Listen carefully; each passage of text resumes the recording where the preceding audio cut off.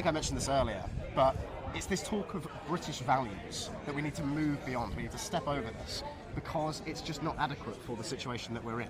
Because it doesn't address the fundamental fact that demographics, for one thing, are, values doesn't factor into that. And that's really one of the fundamental problems that we're facing.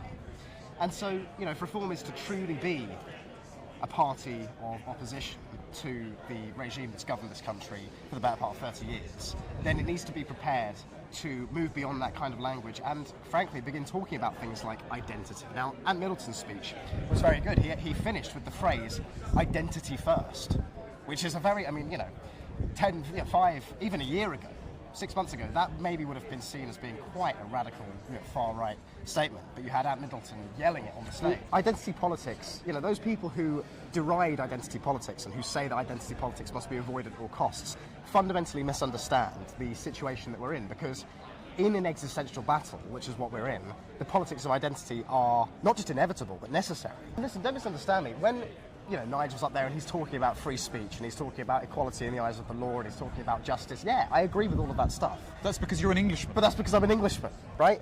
And frankly, those values, these British values, they don't come out of nowhere. They emerge out of the people of this country, and they've emerged out of the history and traditions of this country.